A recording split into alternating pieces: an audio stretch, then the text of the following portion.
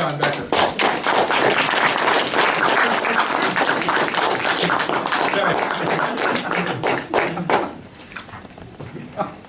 According to a recent article in the Huffington Post, 85% of the world population has an email address.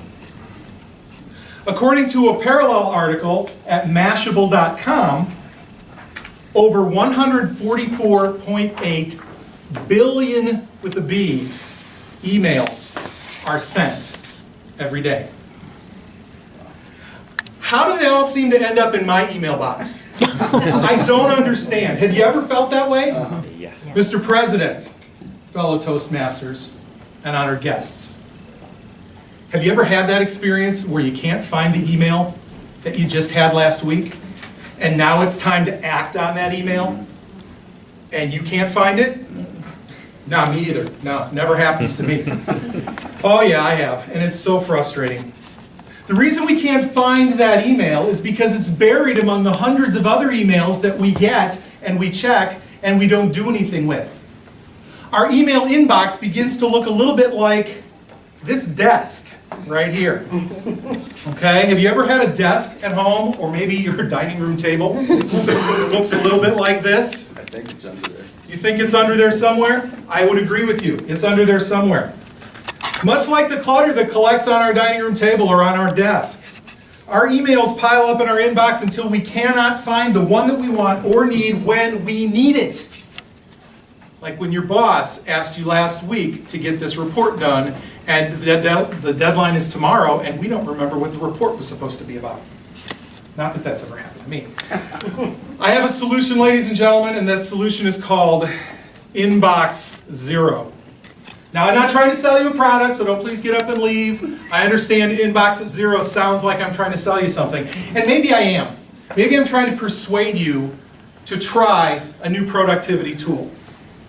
Inbox Zero is all about productivity.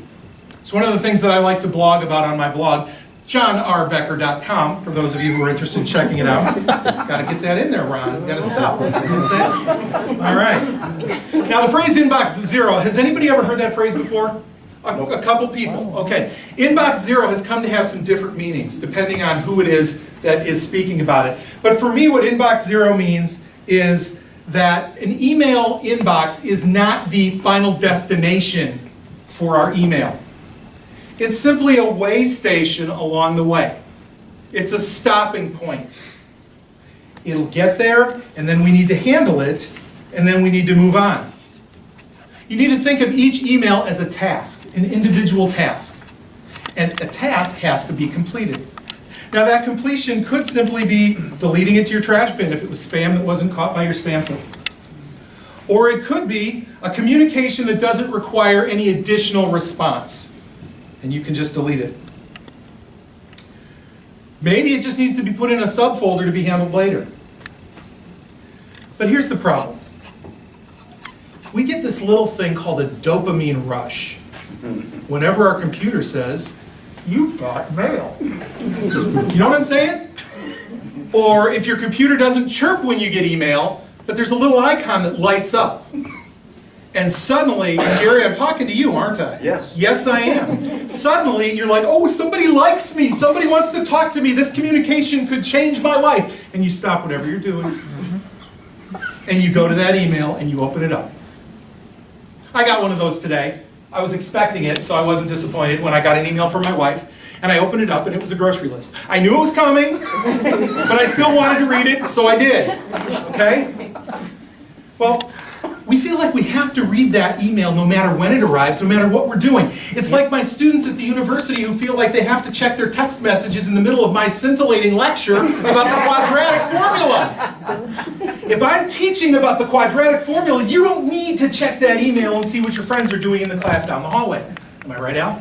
You are right. I am right. One teacher to another. Thimble jig to me, buddy. I think it's actually thimble rig, so you don't get caught up. You get to count that, but that's okay. Don't make fun of an old person. Albert Einstein once said, if a cluttered desk is the sign of a cluttered mind, of what then is the sign of an empty desk? Empty. An empty mind? No, I would say a healthy mind. I would suggest that an empty desk represents a healthy mind. Today I want to share with you the 0 steps that you need to take that can help you increase your productivity, decrease your inbox, and recapture those emails that seem to have disappeared along with your mismatched socks and that ink pen that you loved for so long until it disappeared. First thing you should do is you should disable all email alerts on your computer.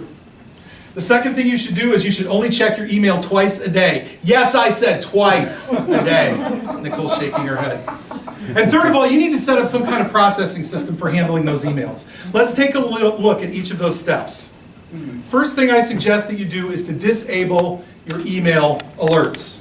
We're programmed to respond when anybody contacts us. The moment we get an email and it lights up on our computer, we want to answer it.